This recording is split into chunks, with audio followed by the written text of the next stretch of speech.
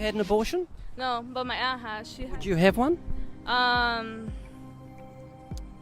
If I had no choice, absolutely no choice, I would. But So why would you hesitate though? I'm not hesitating.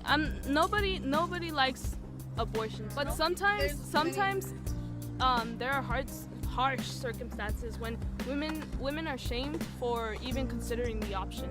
You get me? You think it's a baby in the womb? I think it sells me as like someone who's like had an education in high school, was going to college. You pick up a lot of knowledge, and you know that it's not that it's a baby. It's more like cells. But then I look at them and why don't they? Well, what's a woman having? She's having a baby, isn't she? Yes, but like, What is it, a baby in the womb?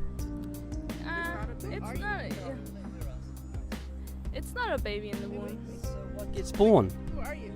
My name's Ray. So Diana, when does it become a baby? You know what? I don't think it becomes a baby until after it's born. So if it's born premature, you could kill it? So it is a baby in the womb. Okay. Isn't it when the heart starts beating, you could say this is a baby when it's got fingers and ears and it reacts to sounds? Yeah, and this is exactly why we should be given the option of having an abortion, because we could prevent having an abortion once the baby is fully developed. Once the baby is fully developed. The baby is fully... Once it's fully developed. So there's a baby in the womb, and I want you to finish the sentence for me, Diana, okay? It's okay to kill a baby. When?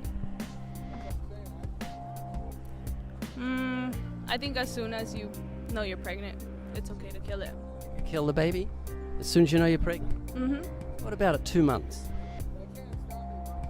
5 months? 8 months?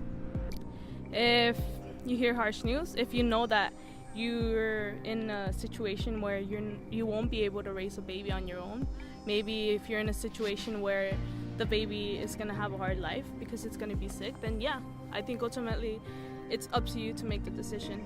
If you think the baby's going to have a hard life, you can kill it? How would you know if it's going to have a hard life? How do you know it's not? We don't know. That's the point. We don't know. Do you believe in God's existence? No. An atheist? Yes.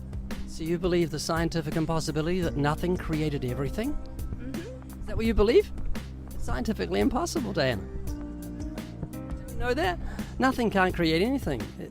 You know there's a God because of creation. I believe in God, man. And you know what?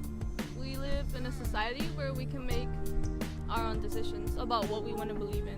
You think I could prove God's existence to you in about 2 minutes? You can try. Diana, do you know what DNA is? Yes. It's a language. It's coherent information. The moment you were conceived, your DNA was all instructed on how tall you're going to be, your eye color, your hair color. Everything about you is in your DNA. It's impossible for any book to make itself from nothing. No one could believe a book could make itself, and it's utterly impossible for DNA to have made itself because it's intelligent information. So we know God exists intuitively, and we have a conscience. We know right from wrong. Do you think you're a good person?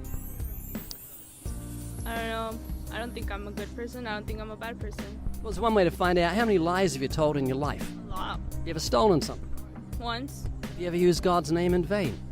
I don't believe in God. Have you ever used this OMG? Oh my gosh. I use oh my gosh.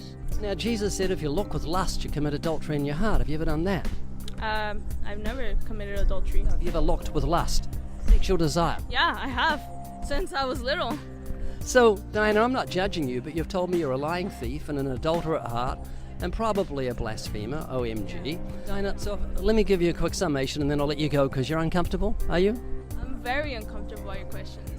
Let me just finish by sharing why I'm doing this. It's because I care about you. You may not realize that, but I do care about you. Every year, 54 million people die. 54 million. Just like you, young people making plans for tomorrow, and death swallows them. And after you die, you've got to face God in judgment, whether you believe in Him or not. And He's going to judge you by the commandments that He wrote on your heart, on your conscience. And when you say abortion is a woman's right, you know it's wrong to kill a baby in a womb. It's written on your conscience. Yes, it is. How I know that? Because growing up, my whole family's religion. They're Christian?